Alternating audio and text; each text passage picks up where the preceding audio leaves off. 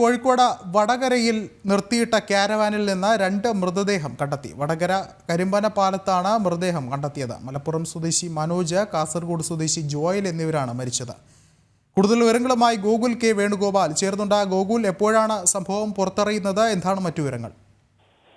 ഇന്നലെ വൈകിട്ട് മുതൽ ഈ കാരവാൻ വടകരയുടെ പ്രദേശങ്ങളിൽ കരിമ്പനപ്പാലത്തിന് സമീപമായി നിർത്തിയിട്ടതായിട്ട് നാട്ടുകാരുടെ ശ്രദ്ധയിൽപ്പെട്ടിട്ടുണ്ടായിരുന്നു. ഇന്നലെ വൈകിട്ട് നിർത്തിയ വാഹനം ഇന്ന് വൈകുന്നേരമായിട്ടും എടുത്തു പോകാത്തതിനെ തുടർന്ന് നാട്ടുകാർ നടത്തിയ പരിശോധനയിലാണ് വാഹനത്തിനകത്ത് 2 മൃതദേഹങ്ങൾ കണ്ടെത്തിയത്. ഒരു മൃതദേഹം വാഹനത്തിന്റെ സ്റ്റെപ്പിന് മുകളിലായിട്ടും മറ്റൊന്ന് വാഹനത്തിനകത്തുമായിട്ടാണ് നാട്ടുകാർ കണ്ടെത്തിയത്. പിന്നീട് പോലീസ് സ്റ്റേഷനിൽ വിവരം അറിയിക്കുകയും വടകര പോലീസിൽ നിന്ന് ആളുകൾ എത്തുകയും അന്വേഷണം ആരംഭിക്കുകയും ഒക്കെ ചെയ്തിട്ടുണ്ട്. കണ്ണൂരിൽ ഒരു വിവാഹത്തിന് പങ്കെടുത്ത് ആളുകൾ ഇറക്കി തിരിച്ച് മലപ്പുറത്തേക്ക് വരുന്ന വാഹനമാണിതെന്നാണ് പ്രാഥമികമായി അറിയാൻ കഴിഞ്ഞിട്ടുള്ളത്.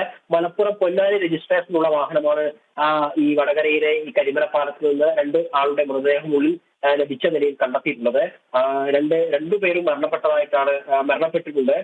പാലക്കാട് സ്വദേശികളാണ് എന്നാണ് പറയുന്നത്. ആദ്യഘട്ടത്തിൽ മലപ്പുറം കാസർഗോഡ് സ്വദേശികളായിരുന്നു എന്ന് പറഞ്ഞിരുന്നെങ്കിലും ഇപ്പോൾ പാലക്കാട് സ്വദേശികളാണ് എന്ന് റൂറൽ എസ്പിയുടെ ഭാഗത്ത് ഒരു പ്രാഥമിക നിഗമനം ലഭിക്കുന്നുണ്ട്.